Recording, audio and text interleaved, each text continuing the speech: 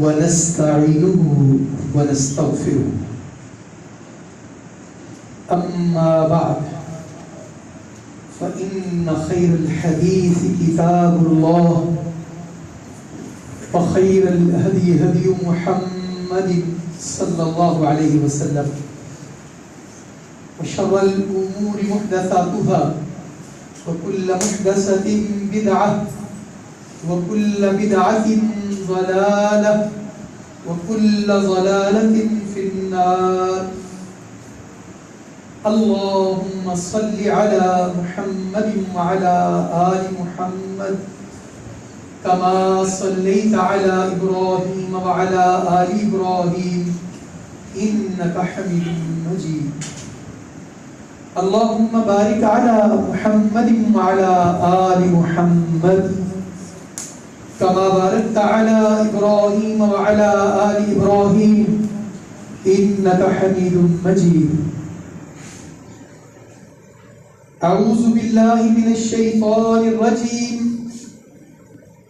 بسم الله الرحمن الرحيم.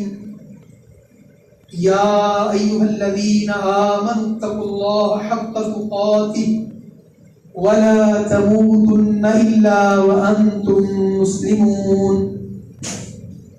وقال الله عز وجل: يا أيها الناس اتقوا ربكم الذي خلقكم من نفس واحدة وخلق منها زوجها وبث منهما رجالا كثيرا ونساء واتقوا الله الذي تساءلون به والأرحام إن الله كان عليكم رقيبا.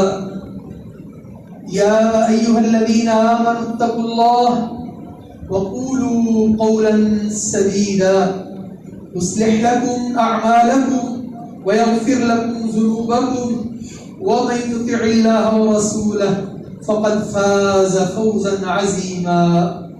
صدق الله العظيم. رب اشرح لي صدري ويسر لي أمري واحلل عقدة من لساني يفقهوا قولي واجعل لي وزيرا من أهلي رب زدني علما رب زدني فهما. حمد و ثنا، تعریف و توصیف، عظمت، بزرگی، کبریائی کے تمام پاکیزہ کلمات رب ذوالجلال والاکرام کی ذات کے واسطے خاص، جس نے ہم سب کو عدم سے وجود بخشا. لا تعداد بے شمار درود و سلام ہوں امام الرسول، ختم الرسول، سید الانبیاء، سیدنا محمد رسول اللہ صلی اللہ علیہ وآلہ آلہ واصحابہ کی ذات اقدس و اطہر پر رب العالمین نے آپ کو رحمت للعالمین بنا کر مبعوث فرمایا. حضرات گرامی قدر، رسول اللہ صلی اللہ علیہ وسلم کے تربیت یافتہ ساتھی، رسول اللہ صلی اللہ علیہ وسلم کے ساتھ زندگی گزارنے والے صحابہ اکرام، ان کی زندگی کو سمجھنا، ان کے فضائل و مناقب کو سننا اور اس پر عمل کرنا بلا شبہ ایمان والے بندے کے لیے بہت بڑی سعادت. اللہ کے نبی صلی اللہ علیہ وسلم کے صحابہ میں ہر صحابی کا اپنا ایک رتبہ ہے، اپنی قدر و منزلت ہے، اپنا مقام اور مرتبہ ہے. جس طرح ہر پھول کی خوشبو الگ ہوتی ہے، اسی طرح ہر صحابی کا رتبہ، قدر و منزلت، مقام اور مرتبہ الگ ہے. میں آپ کے سامنے آج ایک ایسے صحابی کا تذکرہ رکھنا چاہتا ہوں جن کا اعزاز بالکل منفرد ہے. مثلا ہم دیکھتے ہیں، قرآن پاک پڑھتے ہیں، احادیث ہمارے سامنے آتی ہیں، ہم دعائیں مانگتے ہیں، اللہ تعالیٰ سے ہم جنت کا سوال کرتے ہیں. کرنا چاہیے.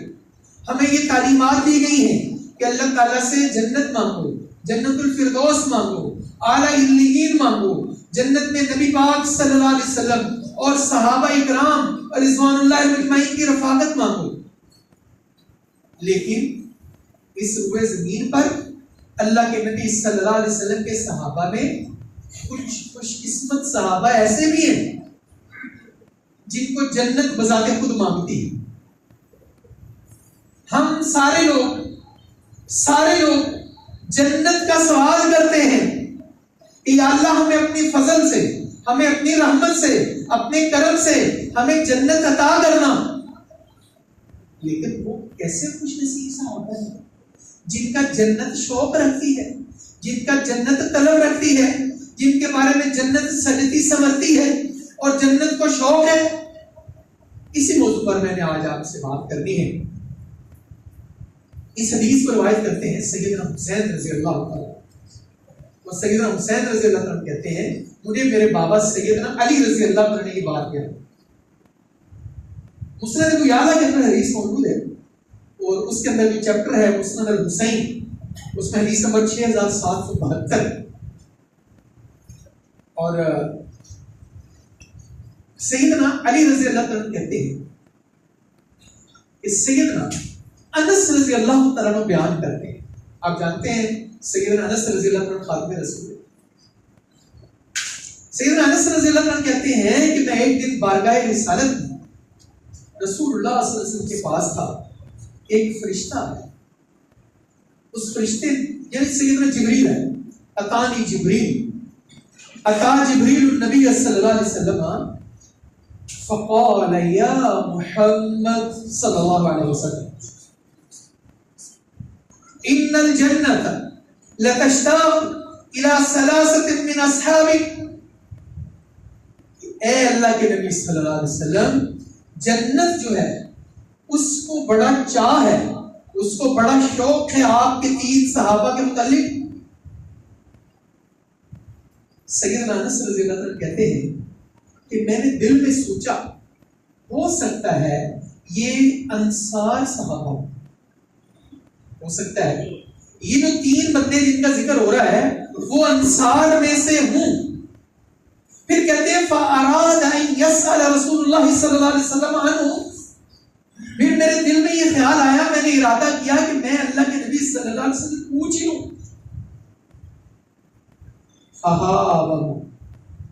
پھر مجھے تھوڑی جھجک محسوس ہوئی. میں نے کہا رہنے دیتا. کہتے میں وہاں سے باہر نکلا تو میری سیدنا ابو بکر صدیق رضی اللہ عنہ سے ملاقات، اور میں نے سیدنا ابو بکر صدیق رضی اللہ عنہ کو حضرت جی ابھی کچھ دیر پہلے میں بارگاہ رسالت میں تھا کہ رسول اللہ صلی اللہ علیہ وسلم سیدنا جبریل تشریف لائے اور سیدنا جبریل نے کہا کہ اللہ کے نبی صلی اللہ علیہ وسلم جنت آپ کے 3 صحابہ کے بارے میں بڑا شوق رکھتی ہے. میں نے سمجھا کہ ہو سکتا ہے وہ 3 انصار، لیکن میں پوچھنے میں نے جھجک محسوس کی. یا ابو بکر ہو سکتا ہے آپ بھی ان میں، آپ ذرا پوچھیں اللہ کے نبی صلی اللہ علیہ وسلم. سیدنا ابو بکر صدیق رضی اللہ تعالیٰ کہتے ہیں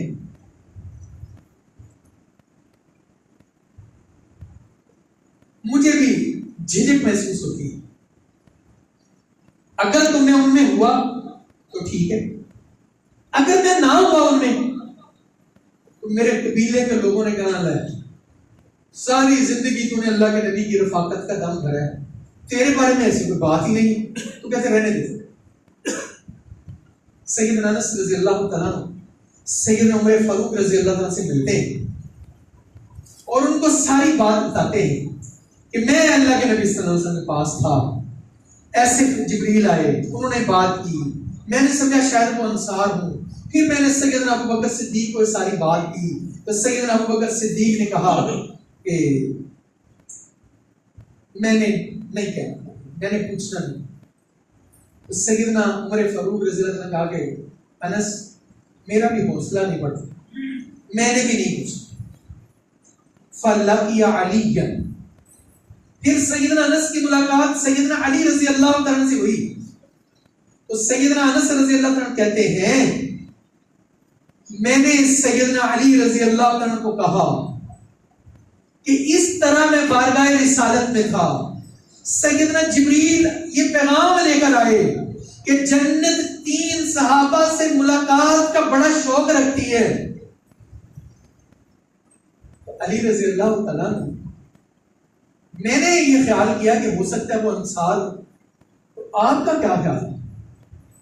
میں نے پوچھا نہیں اللہ کے نبی صلی اللہ علیہ وسلم. سیدنا علی رضی اللہ عنہ نے جو جواب دیا توجہ چاہوں گا.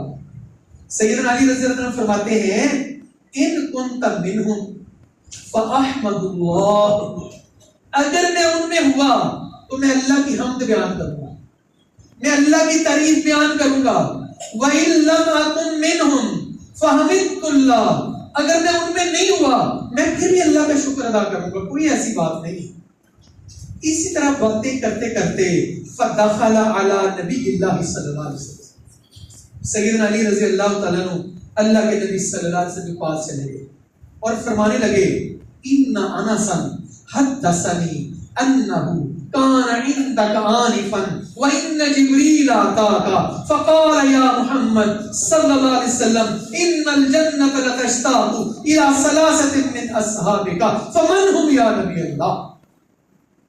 کہنے لگے حضور ابھی مجھے سیدنا انس ملے تھے، انہوں نے مجھے کہا کہ وہ آپ کے پاس بیٹھے ہوئے تھے، جبریل آپ کے پاس آئے، انہوں نے آپ کو یہ خبر دی کہ آپ کے 3 صحابہ کے بارے میں جنت بڑا شوق رکھ رہی ہے. رسول اللہ صلی اللہ علیہ وسلم اے میرے آقا فمن هم یا نبی اللہ، وہ کون ہے، وہ 3 بندے کون ہیں؟ تو اللہ کے نبی صلی اللہ علیہ وسلم فرمایا انت منهم یا علی، اے علی ایک تو ان میں سے تم خود. کیا کہا؟ ایک تو ان میں سے آپ خود ہیں. وعمار بن یاسر، اور دوسرا نمبر عمار بن یاسر رضی اللہ تعالیٰ عنہ. یہ حدیث کون بیان کرتے ہیں؟ سیدنا حسین رضی اللہ عنہ. سیدنا حسین کو کس نے کہا حدیث بیان کی؟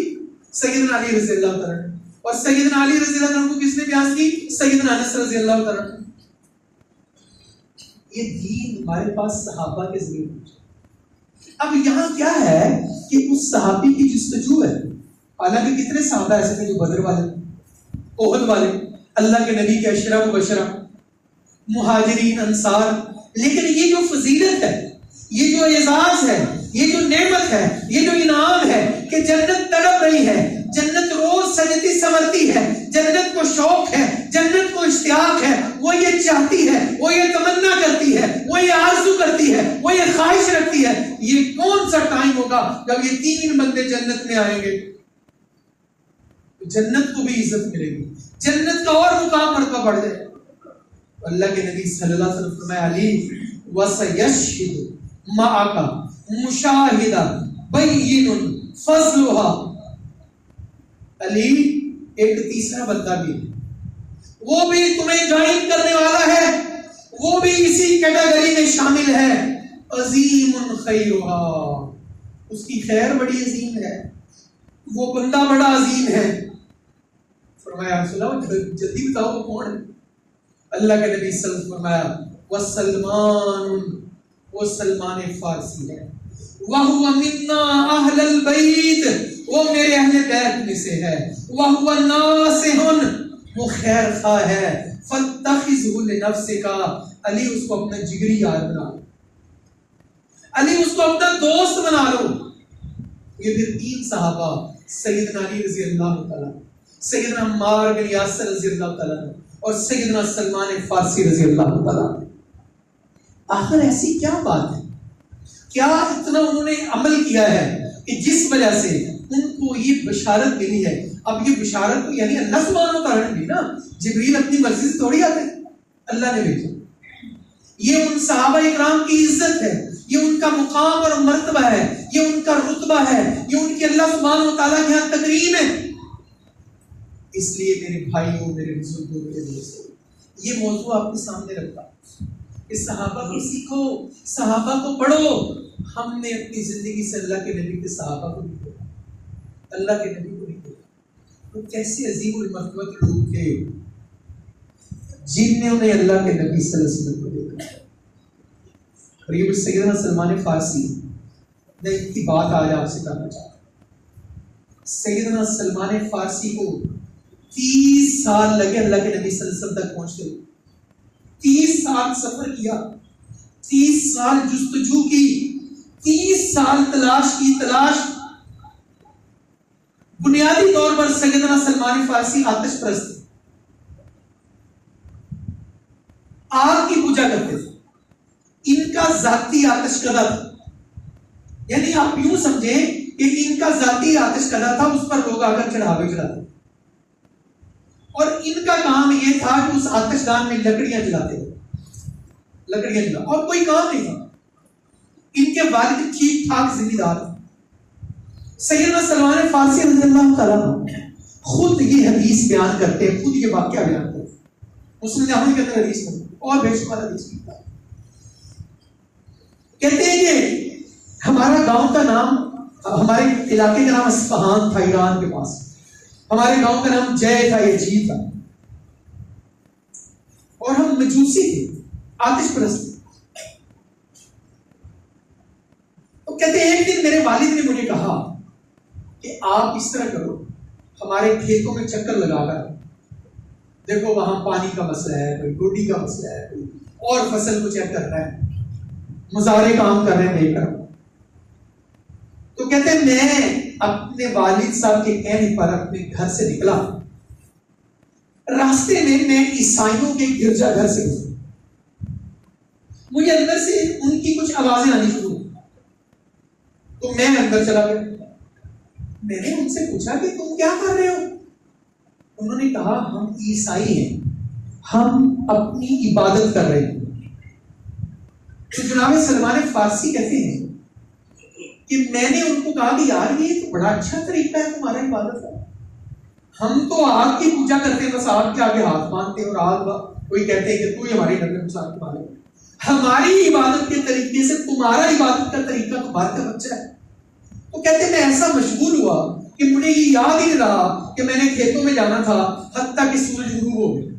میں ان سے پوچھتا رہا کہ اگر تمہارے دین کے بارے میں سیکھنا ہو تو تمہارا مرکز کدھر ہے؟ انہوں نے کہا یہاں سے دور ملک شام میں ہمارا بڑا سیٹ اپ ہے، ہمارے پادری ہوتے ہیں، ہمارا گرجا ہوتا ہے بڑا، کنیسا اس کو کہتے ہیں. اگر تم نے جانا ہو تو ہم تمہیں بھیج دیں گے. وہاں سے قافلے آتے ہیں اور یہاں سے لوگ جوائن کرتے ہیں، وہاں جا کر وہ ہمارے دین کے بارے میں سیکھتے ہیں. انہوں نے کہا ٹھیک ہے، جب تمہارا کوئی قافلہ آئے تو مجھے بتانا، فلاں جگہ پر میں رہتا ہوں. یہ بات ہوئی اور وہ چلے گئے گھر. اب جب گھر گئے ان کے والد صاحب نے پوچھا کہ بتاؤ بیٹا تم کھیتوں میں گئے تھے، کیا سوچا؟ وہ کہنے لگے ابا جی بات یہ ہے کہ میں کھیتوں میں جا ہی نہیں سکتا. میں یہاں سے نکلا، رستے میں میری ایک عیسائیوں کی گرجا گھر پر نظر پڑی، میں اندر چلا گیا، ان کی عبادت کا طریقہ مجھے بہت اچھا لگا، تو میں تو سورج غروب ہونے تک وہی تھا. اب جب ان کے والد صاحب کو پتہ چلا، ان کا یہ تم نے بہت برا کیا، ہمارا دین ان کے دین سے بہت افضل ہے، خبردار اگر آئندہ تم گھر سے باہر نکلے. تو کہتے ہیں میرے والد نے مجھے گھر میں قید کر دیا، زنجیروں کے ساتھ باندھ دیا. اور میں آپ کو مشورہ دوں گا جن کو پڑھنے کا شوق ہے یا جو یہ چاہتے ہیں کہ ہم صحابہ اکرام کی داستان پڑھیں، اگر وہ کم از کم سیدنا سلمان فارسی کا یہ قصہ پڑھیں. یہ دارالاسلام نے کتاب لکھی جو بچوں کے لیے ویسے وہ سٹوری ہے، اس کا نام یہ ہے ٹوٹ گئی زنجیریں. تو کبھی آپ کو اللہ موقع دے اپنے بچوں کو گفٹ کرنے کی کتاب ضرور دیں گے. 150 کی آئے گی لیکن اس میں بڑی ڈیٹیل میں ان کی پورا واقعہ لکھا ہوا ہے.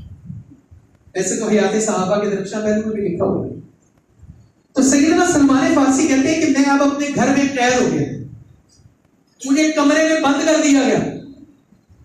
میں قید نہیں تھا کہ ایک بندہ میرے پاس آیا، اس نے آ کر کہا کہ بھائی شام سے قافلہ آیا ہوا ہے اور اس نے فلاں دن واپس جانا ہے، اگر تم نے جانا ہے تو تم دامی باغ کے نکر پر آ جانا، فلاں جگہ پر آ جانا. ٹھیک ہے.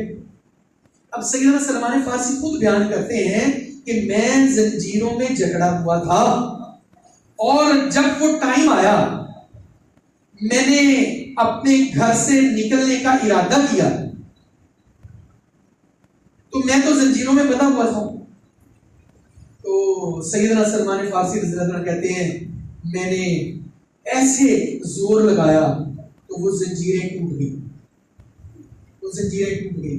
میں اپنا گھر پھلانگ کر میں ان قافلے والوں کو جا کر ملا، اور ان قافلے والوں نے مجھے شام میں پہنچا. کہتے جب میں ملک شام پہنچا تو وہاں میری ایک پادری جو ان کا عیسائیوں کا مولوی ہوتا ہے اس سے ملاقات ہوئی. تو اس نے مجھے بتایا کہ بھائی تم نے اب یہاں رہنا ہے، جو وہ کرتا تھا میں نے وہ کرنا شروع کر دیا. اس طرح میں نے عبادت کرنی شروع کر دی. تو کہتے ہیں کہ وہ جو پادری تھا وہ اچھا بندہ نہیں تھا. وہ لوگوں سے چندہ لیتا تھا, لوگوں سے فنڈ لیتا تھا اور خود کھا لیتا تھا, اور وہ آگے جس مقصد کے لیے پیسے لیتا تھا خرچ نہیں کرتا. مجھے کہتے بہت برا لگتا تھا, جبکہ لوگ اس کی بڑی عزت کرتے تھے کہ بڑا اچھا قابل آدمی. کہتے میں اس کے پاس رہنے لگ گیا, حتیٰ کہ اس کی موت کا ٹائم آ گیا اور وہ مر گیا. لوگوں کو جب پتہ چلا, لوگ بڑے پھول لے کر, ہار لے کر اس کی عقیدت میں لوگ آئے کہ یہ بڑا اچھا آدمی تھا. تو میں نے کہا یہ اچھا کوئی نہیں تھا, یہ تو 2 نمبر مولوی تھا, یہ تو جان ساز تھا. انہوں نے کہا تم کیسے کہتے ہو؟ کہتا آؤ میں تمہیں دکھاتا ہوں. جو تم سے یہ چندہ لیتا تھا, سونے اور چاندی کے سکے لیتا تھا, اس نے 7 مٹکے گھڑے جو مٹی کے ہوتے ہیں اس میں پیسہ سارا رکھا ہوا, آؤ میں تمہیں دکھاتا ہوں. وہ ان کو لے گئے اور جب دیکھا تو واقعی ایسا. اب وہ عوام تو پھر کلا نام ہوتی ہے, عوام وہی جو پہلے ہار لے کر آئی تھی وہ مشتعل ہو گئی. انہوں نے مرے ہوئے پادری کو سولی پر لٹکا دیا اور اعلان کر دیا کہ خبردار اس کو کوئی دفنائے گا نہیں, یہ ایسے ہی لٹکا رہے گا. عوام ہمیشہ ایسے ہوتی ہے, وہ چاہے ہماری عوام جڑا والا میں کر دے, چاہے عیسائیوں کی عوام کر دے, عوام دونوں طرح سے ایسی. مطلب شعوری طور پر میں جب بھی کوئی ایسا ایکٹ کروں, مجھے یہ تو خیال ہونا چاہیے کہ میں آفٹر آل مسلمان ہوں, یعنی میرے دین کے ضابطے بھی میرے اوپر کوئی لاگو ہوتے نہیں ہوتے. میں جس ریاست میں رہتا ہوں اس ریاست کا بھی کوئی قانون تو ہے کہ نہیں ہے. اب یہ جو جڑا والا میں سانیہ ہوں, اب جو اصل چیز تھی ہم وہ پیچھے رہ گئی ساری. یعنی اصل چیز کیا تھی؟ قرآن پاک جلد انہوں نے اس کی بے حرمتی کی. اب قرآن پاک کی بے حرمتی کا واقعہ ہماری نالائکی کی وجہ سے اس کا ذکر ہی نہیں ہے. ذکر کیا ہے؟ عیسائیوں کے گرجا گھر کو جلا دیا, ان کے املاک کو جلا دیا, ان کے گھروں کو بلا شبہ یہ بہت بری بات ہے. لیکن یہ کسی عمل کا رد عمل تھا نا. ہمارے اس جذباتی پن نے, ہمارے اس جوشیلے پن نے ہمارا اصل کیس خراب کر. اب کوئی بھی نیوز سن لیں, اخبار دیکھ لیں, خبریں دیکھ لیں, تو یہی ہے وہ عیسائیوں پر ظلم ہو گیا. کوئی بندہ یہ بات کرنے کو تیار ہی نہیں ہے کہ آخر وہاں ہوا یہ کیس کیوں ہوا. اللہ ماشاء اللہ. تو برگب جذباتی لوگ ہمیشہ ایسے کرتے ہیں. انہوں نے مولوی صاحب کو سولی میں لٹکا. کچھ دنوں کے بعد وہاں ایک نئے مولانا نے ان کو جوائن کیا, نیا پادری آ گیا, وہ بہت اچھا تھا. اس سے انہوں نے عیسائیت کے بارے میں سیکھنا شروع کیا. کافی کچھ انہوں نے سیکھا اس سے, اور سیکھتے رہے اسے حتیٰ کہ اس کا مرنے کا ٹائم ہوا. وہ انہیں کہنے لگے کہ دیکھو میں اپنے گھر سے نکلا تھا تمہارا دین سیکھنے کے لیے. اب وہ جو پہلا بندہ تھا وہ صحیح نہیں تھا. تم اب بیمار ہو, تم فوت ہونے والے ہو, مجھے بھی کوئی چیز بتاؤ, کوئی نسخہ بتاؤ, کوئی ذکر بتاؤ, کوئی ورد بتاؤ, کوئی بندہ بتاؤ جس سے جا کر میں تمہارے بات سیکھوں. وہ کہنے لگے بیٹا بات یہ ہے, عیسائیت میں بہت سی خرابیاں پیدا ہوتی ہیں. اب یہاں کوئی بندہ مجھے ایسے نظر نہیں آتا جو تمہاری صحیح رہنمائی کرے. اگر تیری زندگی وفا کرے تو میرے بعد یہاں سے دور ایک شہر ہے, اس کا نام موصل. تم وہاں چلے جانا, وہاں کے پادری کے نام میں تمہیں چٹ بنا دیتا ہوں, اس سے ملنا اور اس سے جا کر تم دین سیکھنا, عیسائیوں کا دین سیکھنا. وہ وہاں چلے گئے, وہاں 5 سال اس کی خدمت کی, اس سے سیکھا حتیٰ کہ اس کے مرنے کا ٹائم ہو گیا. اسے کہا جی ابھی میری تو منزل ہی نہیں ملی, مجھے تو صحیح راستہ ہی نہیں ملا, تمہارے دین میں بھی بڑی گڑبڑ ہے, تم نعوذ باللہ عیسیٰ کو اللہ سبحانہ و تعالیٰ کا بیٹا کہتے ہو, ہم بھی آگ جلاتے تھے, آگ سے مدد مانگتے تھے. اس نے کہا کہ دیکھو بات یہ ہے کہ ہمارے ہاں بڑی خرابی ہو گئی. اب اگر تم صحیح دین چاہتے ہو تو یہاں سے دور ایک جگہ ہے, اس جگہ کا نام نصیبین, تم وہاں چلے جاؤ, میں تمہیں وہاں کے پادری کے نام پرچی بنا دیتا ہوں, وہ تمہیں دین سکھائے گا, تمہیں تعلیم دے گا. وہ اپنے سابقہ مرشد کی وصیت کے مطابق نصیبین چلے گئے. وہ نصیبین والے پادری سے اس نے کافی کچھ سیکھا. انہوں نے اس پادری کی موت کا بھی ٹائم آ گیا. اس سے کہا کہ اب میں نے کہاں جانا ہے؟ اللہ اکبر. وہ کہتے ہیں یہاں سے دور ایک جگہ ہے, اس جگہ کا نام اموریہ ہے. اگر تمہاری زندگی وفا کرے تو تم اموریہ میں چلے جانا. وہ اموریہ میں ایک پادری کے پاس چلے گئے, وہاں عیسائیت بھی سیکھتے اور وہاں انہوں نے تھوڑا رزق حلال کمانا شروع کر دیا. پہلے تو وہاں سے لنگر کھاتے تھے, انہوں نے کچھ بکریاں کچھ گائے وغیرہ بنا لی. وہ جو پادری تھا اس کے مرنے کا ٹائم آ گیا. اس سے پوچھتے ہیں آپ بتاؤ میں کیا کروں. اس پادری نے جو بات کی، جو اصل بات میں جہاں آپ کو لانا چاہتا ہوں، جو سمجھانا چاہتا ہوں، اس نے کہا دیکھو اب عیسائیت میں بہت تبدیلیاں ہو چکی ہیں. اگر تمہاری زندگی وفا کرے تو اس زمین پر اللہ کا ایک نبی آنے والا ہے. وہ نبی مکہ کی سرزمین میں آئیں گے، پھر مکہ کے لوگ ان کو وہاں سے ہجرت پر مجبور کر دیں گے، اور پھر وہ نبی کھجوروں کی سرزمین پر آئیں گے جس کا نام یثرب ہوگا. اگر تمہاری زندگی وفا کرے تو جا کر اس نبی کے ہاتھ پر مسلمان ہو جانا، کلمہ پڑھ لینا اس نبی کا، اس نبی کے ساتھی بن جانا. سیدنا سلمان فارسی کہتے ہیں کہ میں اس نبی کو پہچانوں گا کیسے؟ فرمایا ہماری کتابوں میں اس نبی کی 3 نشانیاں بیان ہوئی. نمبر 1، وہ جو نبی ہوگا یأکل الہدیہ، وہ ہدیہ قبول بھی کرے گا اور ہدیہ کھائے گا. ولا یأکل الصدقہ، وہ نبی صدقہ کھائے گا نہیں. اور تیسری نشانی یہ ہے کہ اس نبی کے ان 2 کندھوں کے درمیان ایک مہر نبوت. فَإِنِ اسْتَطَعْتَ أَن تَلْحَقَ بِتِلْكَ الْبِلَادِ فَافْعَلْ، اگر تو استطاعت رکھتا ہے تو تو جانا اور اس نبی کو جا کر مل جانا. وہ پادری فوت ہو گیا اور یہ عبوریہ میں کافی دیر رہے. اب یہاں ایک لمحے کے لیے سوچئے، ہمیں پتہ ہے مدینہ میں ہمارے نبی پاک کا روضہ ہے، آپ خود نہیں ہو. جب ہم جاتے ہیں، ہم جب سفر کرتے ہیں، اللہ ماشاءاللہ کبھی بھی آئیڈیل سچویشن نہیں ہوتی ہے کہ بندہ سوکھا چلا جائے. اور یہ ویسے بھی نصیب کی بات ہوتی ہے کہ جس کے نصیب میں لکھا ہوتا ہے وہی جاتا ہے. آپ دیکھیں عمومی طور پر ہمارے یہاں لوگ کمیٹی ڈالتے ہیں، کوئی بکری بیچتا ہے، کوئی کٹا بیچتا ہے، کوئی اپنی دکان کا سامان بیچتا ہے. پھر جا کر مشکل سے، اور ہم جب جاتے ہیں ہر بندے کے ایمان کے مطابق اس کو مٹھاس حاصل ہوتی ہے. اس کا جتنا اللہ اور اس کے رسول سے تعلق ہوتا ہے، تو پھر جب بیت اللہ میں جب وہ طواف کر رہا ہوتا ہے، پھر وہ سوچتا ہے کہ وہی بیت اللہ ہے جس کے اندر میرے نبی کو مشرکین مکہ نے نماز پڑھنے سے منع کر دیا تھا. آج یہی بیت اللہ ہے جہاں میں یہ اعلان کر رہا ہوں لبیک اللہم لبیک. ہے یہ اس کی کیفیت ہوتی ہے، اس کی یہ فیلنگز ہوتی ہیں.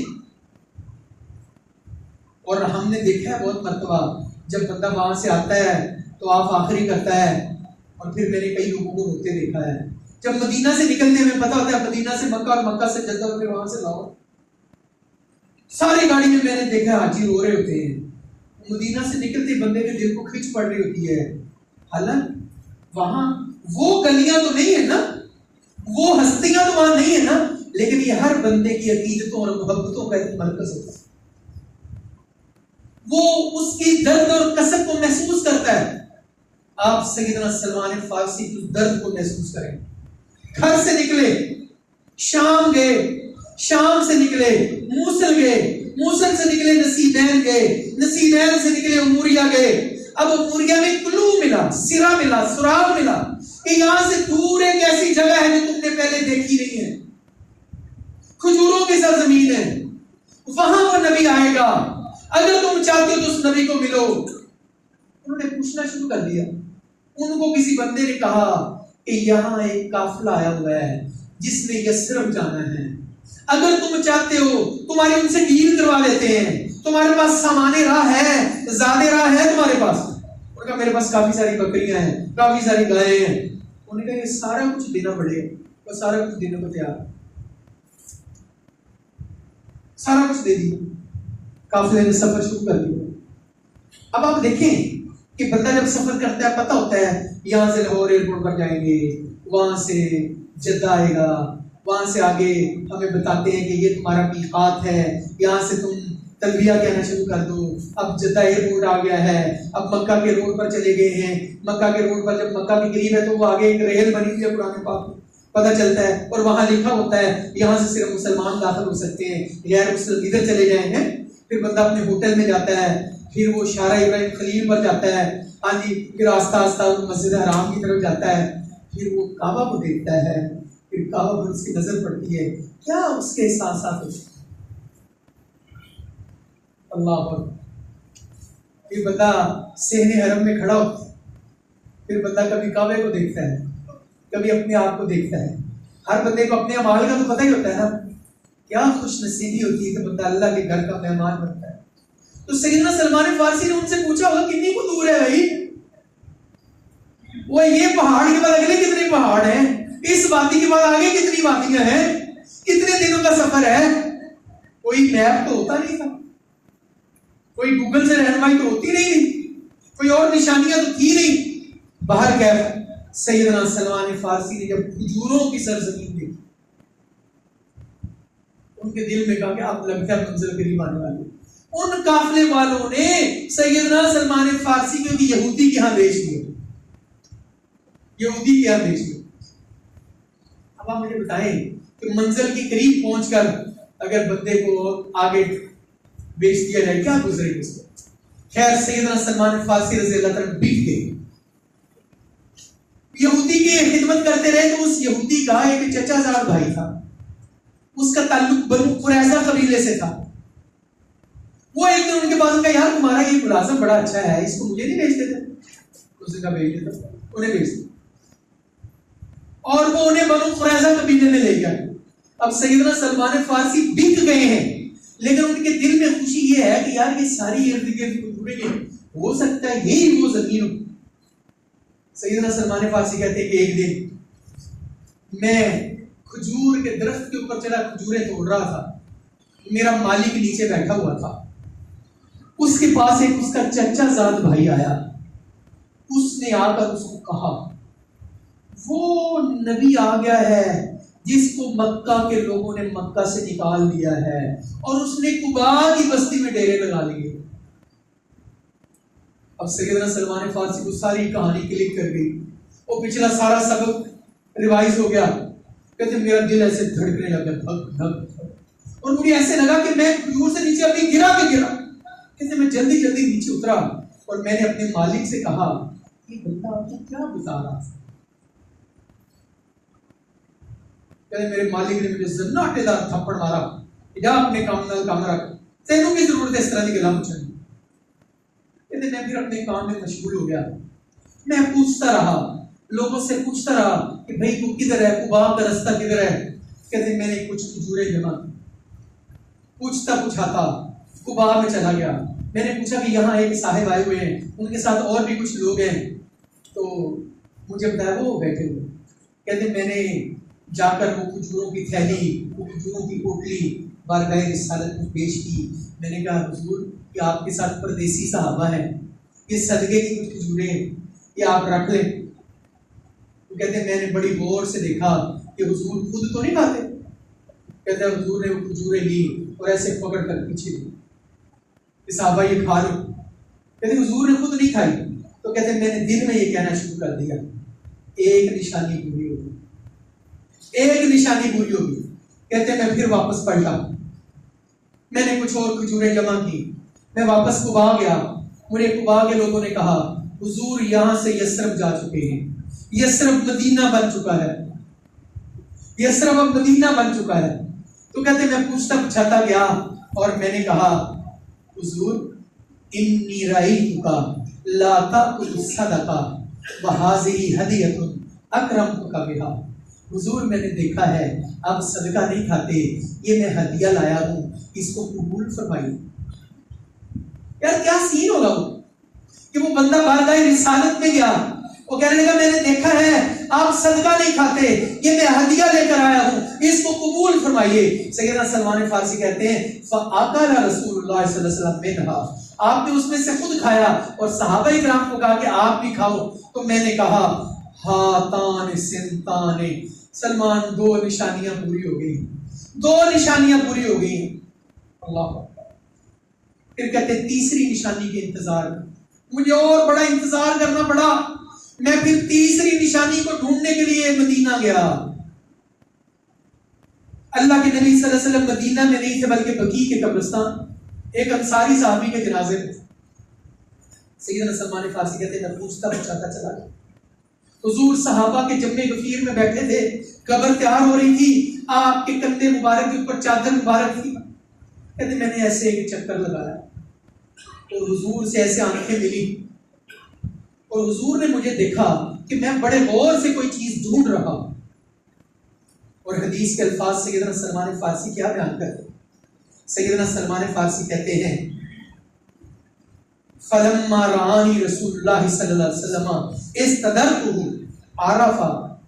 کہتے جب اللہ کے نبی صلی اللہ علیہ وسلم نے دیکھا نا یہ بندہ بڑے غور سے دیکھتا ہے تو اللہ کے نبی کو پتہ چلا. ہمارے یہاں آج ہم بھی باتیں کرتے ہیں نا تو میں نے انہیں پتہ لگ گیا جب گڈی تو باہر نکلا نا میں گئی ایسے ایسے تو اندر بڑھے نا میں پتہ سے کی لینا ہے. ہم ایسے باتیں کرتے ہیں نا کوئی ہم نے پیسے مانگنے ہوئے یا انہیں باہر منگنا، ہم ایسے اندازہ لگاتے ہیں نا لوگوں کی باتیں. اللہ کے حبیب صلی اللہ علیہ وسلم کو جب سیدنا سلمان فارسی نے دیکھا تو سیدنا سلمان فارسی کہتے ہیں اللہ کے نبی صلی اللہ علیہ وسلم جان گئے فقربته الیہ، میں تھوڑا سا اللہ کے نبی کے نزدیک ہوا. کیا دل کی دھڑکنیں بھی تیز ہوئی. اللہ اکبر. تو اللہ کے نبی صلی اللہ علیہ وسلم نے اپنے کندھا مبارک سے وہ چادر ہٹا دی. کہتے جب کندھا مبارک سے چادر ہٹی فنظرت الی الخاتم، میں نے وہ مہر نبوت دیکھی، فعرفتہ، میں نے پہچان لیا. پھر کہتے مجھے کون روکتا، فانقبضت علیہ اقبلہ وابکی، کہتے پھر میں نے جا کر جبھا ڈال دیا رسول اللہ صلی اللہ علیہ وسلم اور پھر میں نے اس مہر نبوت کو چومنا شروع کر دیا. وابکی، پھر میں نے رونا شروع کر دیا. اللہ کے نبی صلی اللہ علیہ وسلم نے کہا اوے حوصلہ نکال، وہ رونا کیوں ہے، وہ گل دلاس، وہ کی مسئلہ کی ہے. تو سیدنا سلمان فارسی رضی اللہ تعالیٰ عنہ کہتے ہیں پھر میں نے کہا اللہ کے نبی صلی اللہ علیہ وسلم میں کیا بتاؤں آپ کو، میں کون ہوں. صحابہ نے بتانا شروع کر دیا یہ قریشی ہیں، یہ انصاری ہیں، یہ مہاجر ہیں، یہ فلاں قبیلے سے ہیں. سیدنا عبداللہ بن عباس کہتے ہیں کہ ہم نے پوچھا سلمان اور تم اپنا نام تو بتاؤ، اپنا تعارف تو بتاؤ کہ تم کون ہو، کہاں سے آئے ہو، کہاں کے رہنے والے ہو. سیدنا سلمان فارسی رضی اللہ عنہ کہتے ہیں کیا بتائیں، کیا بتاؤں، میں تو آگ کا پجاری تھا. اپنے گھر سے نکلا، عیسائیوں کے پاس چلا گیا، ان کے شام پہنچا، وہاں سے موصل، وہاں سے نصیبین، وہاں سے اموریا، وہاں سے بکتا بکاتا. میں آج بھی یہودی کا غلام ہوں، لیکن میں اللہ کے نبی صلی اللہ علیہ وسلم آپ کی نشانیاں دیکھتا دیکھتا آج آپ کے پاس پہنچا ہوں. نہ میرا یہاں کوئی قبیلہ ہے، نہ میرا کوئی رشتہ دار ہے، نہ میرا کوئی جاننے والا ہے، میں ایک یہودی کا غلام ہوں. تو پتہ ہے اللہ کے نبی صلی اللہ علیہ وسلم کیا کہا، سلمان تم گھبراؤ نہیں، آج کے بعد تم میرے اہل بیت میں سے. یہ جو میں نے شروع میں بات عرض کی تھی، ہر پھول کی خوشبو الگ ہوتی ہے، ہر صحابی کا مقام اور مرتبہ الگ ہے.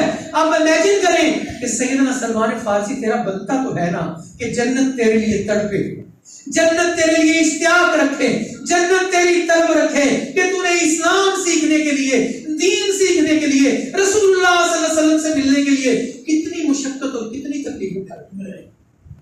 بات یہاں ختم نہیں ہوئی ہے، ابھی کہانی شروع ہوئی ہے.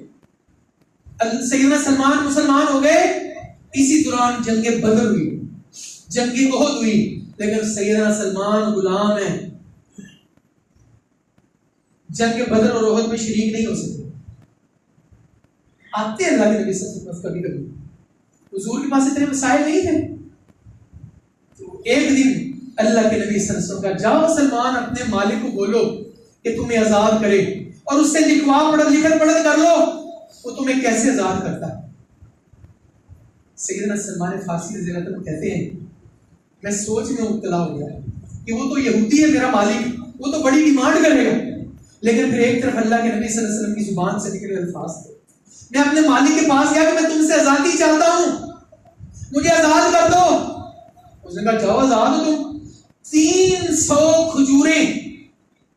کھجوروں کے درخت وہ لگانے بھی ہیں اور لگا کر وہ چلانے بھی ہیں کہ پودا لگے اور پودا پھل پھول دینے لگے، چل جائے، کھڑا ہو جائے. اور کوئی ایک پاؤ کی قریب سونا، یہ تو مجھے دے دے اور تو آزاد ہے.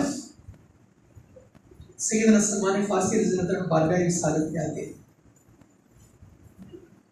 آپ دیکھیں کہ اللہ کے نبی صلی اللہ علیہ وسلم سلمان جی میں تو گیا سے میں آیا نہیں کی گل ہے کوئی گل نہیں سلمان کوئی گل نہیں آج ہمارا کوئی بڑا ہمارا کوئی مرشد ہمیں اتنی تسلی دے دے کوئی گل نہیں پتہ کیا تسلی دی ہوگی اللہ کے نبی صلی اللہ علیہ وسلم کہ سلمان کوئی گل نہیں کوئی بات نہیں بتاؤ کیا بات اب حضور 300 درخت 300 کھجورا کے درخت کتوں میں لے پودے کیڑی نرسری میں جاؤں وہ پھر لانے بھی نہیں لا تو انہوں نے پانی دینا چلانا بھی ہے اللہ کے نبی نے کوئی بات نہیں صحابہ کو اللہ کے نبی صلی اللہ علیہ وسلم نے فرمایا اعینوا اخاکم فاعانونی بالنخل اے اپنے بھائی کی مدد کرو میں آپ کی محبتوں کا مقبوض ہوں اللہ کی قسم جب بھی یہاں میں اعلان کرتا ہوں میرے سامنے اللہ کے نبی صلی اللہ علیہ وسلم کے الفاظ ہوتے ہیں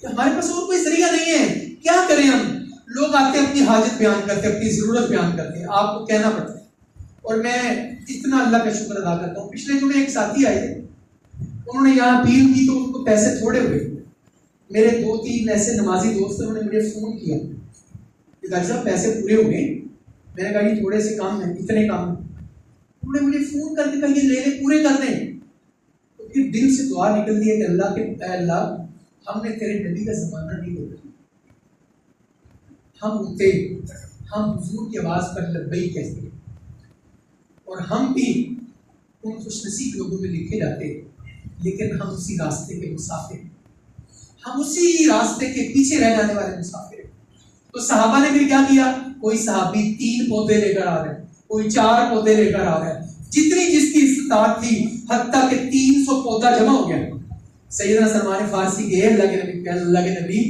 300 پودے ہو گئے ہیں پر آپ اس طرح کرو جا کر 300 گڑھا کھودو گڑھا اور صحابہ کو کیا کہا جاؤ جا کر گڑھا کھدوانے میں مدد کرو سلمان گڑھے کھود دیے آگر کا اللہ کے نبی گڑھے بھی کھود دیے اللہ کے نبی نے اٹھو پھر چلو اور چلیے اٹھو پھر اور چلیے اللہ کے نبی صلی اللہ علیہ وسلم صحابہ کرام کے ساتھ نکلے اور خود گڑھے کے اوپر کھڑے ہوئے اور کہا اس طرح کرو تم مجھے ایک ایک کر کے پودا پکڑاتے ہو صحابہ رسول اللہ صلی اللہ علیہ وسلم آپ محسوس کریں سر ایک ایک پودا پکڑاتے گئے حضور اپنے دستے مبارک سے وہ پودا لگاتے اس لیے تاکہ میرا سلمان یہودی کی غلامی سے آزاد ہو یہودی کی غلامی سے آزاد ہو جائے آزادی سے اسلامی احکامات پر عمل کرے حتیٰ کہ 300 پودے لگے اور سیدنا سلمان فارسی رضی اللہ عنہ کہتے ہیں اللہ کی قسم ان 300 پودوں میں سے ایک پودا بھی ایسا نہیں تھا جو سوکھ گیا ہو سارے ہرے ہوئے میں تو کہتا ہوں جن بندوں پر میرے نبی کی چشمے کرم پڑ گئی وہ بندے ایسے بنے کہ وہ زمین پر چلتے تھے ان کی قدموں کی چاپ جنت میں سنائی دیتی وہ تو پھر پودا وہ پودے ہرے بھرے ہو گئے اب پودوں کے بعد اگلا مرحلہ اس سے بھی مشکل تھا کہ پودے تو لگ گئے ہیں اب کیا کرنا ہے اب وہ سونا دینا ہے اللہ کے نبی صلی اللہ علیہ وسلم کے پاس بعض غزوات میں سے ایک سونے کا انڈا آیا مال غنیمت کے طور پر تو اللہ کے نبی صلی اللہ علیہ وسلم نے کہا ہاں بھائی سلمان فارسی کدھر ہے اس کو بلاؤ کیا بنا اس کا تو صحابہ سیدنا سلمان فارسی کو بلا کر لے آئے اللہ کے نبی صلی اللہ علیہ وسلم نے کہا بھی سلمان اب کیا باقی ہے مسئلہ کہاں تک تمہارا پروگرس ہوئی ہے کہنے کہ حضور سونے کا ایک پاؤ ایک رہتا ہے آپ نے فرمایا لے سلمان اے سونے کا انڈا ہی دے اب سیدنا سلمان فارسی اللہ کے نبی صلی اللہ علیہ وسلم کو دیکھتے ہیں اور کیا کہتے ہیں این تقع هذه یا رسول اللہ صلی اللہ علیہ وسلم مما علیہ اللہ کے نبی ہے میرے تے بڑا بھار پہ ڈانا اینا سونا میں واپس کتوں دے آگا اینا سونا میں تو ساری زندگی نہیں کبھی دیکھا ہی نہیں سی اللہ کے نبی صلی اللہ علیہ وسلم فرمایا فإن اللہ عز وجل سیؤدی بها عنک سلمان یہ تمہاری طرف سے اللہ نے ادا کر دیا ہے جاؤ جا کر اپنی بات کہ جب ہم کبھی اللہ کی کسی بندے کی مدد کرتے ہیں تو میں کئی دفعہ ایک ویڈیو دیکھتے ہیں خاتون اور ایک بندہ لوگوں کی مدد کرتے ہیں وہ جا کر کہتے ہیں اللہ کی طرف سے تمہارے لیے آیا ہے میں کہتا ہوں اللہ کے بندو ہم جب کسی مسلمان بھائی کی مدد کریں تو اسے کہیں اور یہ اللہ کی طرف سے ہے، اللہ دیتے ہیں دیتا ہے، اور میں اپنے پلوں نہیں دے رہا، اللہ کے دیتے ہیں جو دے رہے، یہ اللہ کے نبی صلی اللہ علیہ وسلم نے کہا۔ اور سیدنا سلمان فارسی رضی اللہ تعالیٰ عنہ جا کر پھر آزاد ہوئے اور پھر بعد میں ساری جنگوں میں شریک ہوئے۔ یہ اللہ کے نبی صلی اللہ علیہ وسلم کے صحابی سیدنا سلمان فارسی جن کا جنت شوق رکھی ہے، ان صحابہ کی زندگیاں ہمارے لیے مشعل راہ ہیں۔ اللہ تعالیٰ مجھے اور آپ کو کہنے سننے سے زیادہ عمل کرنے کی توفیق عطا فرمائے۔ وآخر دعوانا الحمدللہ۔